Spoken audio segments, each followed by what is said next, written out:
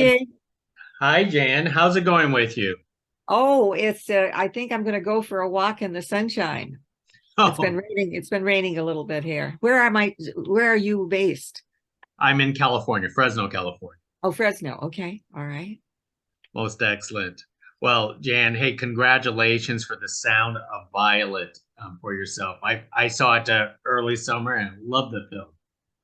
Yes, and isn't the music terrific? I went when they were putting together, the music behind, and I went over to Bastille University and sat there for a couple of hours and was just knew that the music was just really, really with the film was great. I loved it. I can't So, wait to so, get one. so tell us what initially drew you to this project. Well, in a practical basis, there's not a lot of roles for older women right now. And a lot of the films now are your nice Superman and Batman or whatever. I'm trying to think of all the ones, the Joker, whatever. Are a lot of them are those kind of films, Lord of the Rings, whatever. And so it was a different film. It was a story. It had a beginning and it had an ending, and you had characters in it that you were interested. You wanted to know what happened. I mean, when I read the script and I thought, oh, I want to know what happens and how does it end up, etc. And so it was a story. And then Alan, I met him, and he had very strong reasons of what he wanted. Of course, he had written the book, so he'd lived with this several years and knew what he was looking for. So it was good working with him. So I said yes. Most excellent. Now, tell us about playing this character, your, this grandmother Ruth, for yourself. I mean, she's overly protective, but after watching this movie, it's understandably, Yes. why we know why she does all this. Mm-hmm. Well, and I mentioned before to Maria that my son was blind, and so he had a disability. And so I knew immediately when I was reading the script and when I first got there, I knew that she wanted to protect him, but she wanted to step aside a little bit because I wanted him to. And it's very difficult for a blind person to have friends because you can't see the other person, you can't see the facial reactions, and the autistic person doesn't know how to interpret the reaction. So they're sort of, in a way, lack vision in that to get friends. So I really had empathy for that, but didn't know what he was getting into. Wanted to encourage him, but wanted to be protective. I know it's remarkable, particularly with the actor Kason who plays the autistic adult, because we don't see autistic adults too much on film. Well, we got the good doctor. I mean, that's the I mean, I auditioned for that, but it was a character in there. There was an older woman and her husband had cancer or something, so I didn't get it. But I've watched that, and of course was more interested when we started this film. And it was yeah. And so I think a lot of people in the audience, when we had the talk afterwards, said that they didn't quite know what autism was. Some of them didn't. And so they got information as well as the story, follow the storyline. I loved it when the grandmother though offered more money. I thought that was good. I like that one. How about 20,000? How about time? I was wondering how high she'd go. She probably had a gambling. I had little things I made up. She had the money, and I also had the ring. This is a real diamond that was in the family, and I don't like anybody wearing it or whatever. I was going to keep my rings, so I knew that was important to her. Well, I do have to remark that is a beautiful ring Yeah, that's that you have. I know this is a remarkable story because I spoke I spoke to Alan before, and the other half of the story, which is remarkable, is the idea of human trafficking um, in this, which is very relevant today. I mean, he managed to combine both autism and human trafficking into a movie like this. But in such a way that you just saw that girl when she threw up, afterwards and stuff like that, the way he did it, of how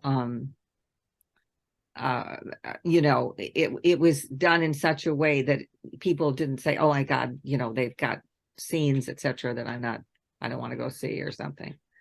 I thought it was a good way intellectually and everything else of presenting it.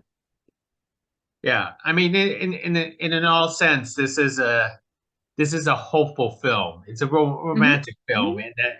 and that's why it's a lovely film. But every time I say to him, it's got sex trafficking and autism, I said, how can it be a romantic comedy with those two subjects? And I said, well, you'll have to come and see the way it's handled. And I just mentioned to Thomas that there were about 14 people from this little community sort of that I'm in, and that came the first night. And some of them went back to see it again that week. And they're all going to have a party when it comes out, in December, or it streams, whatever, to bring people that haven't seen it. So that was, oh golly, really, you're serious that you really liked it. Yeah. So I think it was done well. That is really done well. Dan, tell me what's your next project after this? Well, I am also a speech consultant to scientists and engineers. I've worked for NASA. I've worked for, on technology transfer from the space station, etc. So got into that tech stuff before and worked with a lot of companies. So I was always doing that. And I was working a lot out of Vancouver. Most of my movies in the last, 20 years have been out of Vancouver. And so, but it's getting long to drive up there. It's a couple hours to drive from Seattle.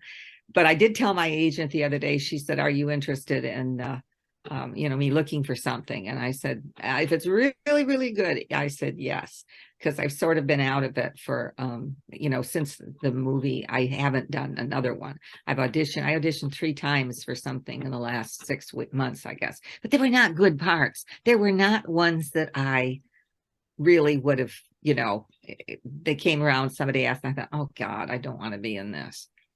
So this was just a delightful little thing that came along, not little, but when it came along. But I don't know. I've got a book. I wrote a book. It's called Showbiz Secrets for Fearless Public Speaking. And that's written, and I might get that edited and do something with it. And then I was mentioning to Tom that we have a brand new sound stage that is just opening up. And it is you're going to be able to shoot and have a background, it wraps around you like the IMAX. It's incredible. I went over there, and they're going to be able to have more chances to invite people up here to film, because, they say it rains. And so then we got $1,500 million now for incentives. Wow. We've only had like 4 or 5. And so the legislature has approved it. That goes into in December, 1st of January of 23. And so I think that's going to attract a lot more film, as well. I'll have some more choices up here in Seattle. Most wonderful. I'm always glad that Seattle in the film looks beautiful up there. And you heard the people, of course, here when you went and saw them sitting under the bridge or something like that, or the gasworks parked.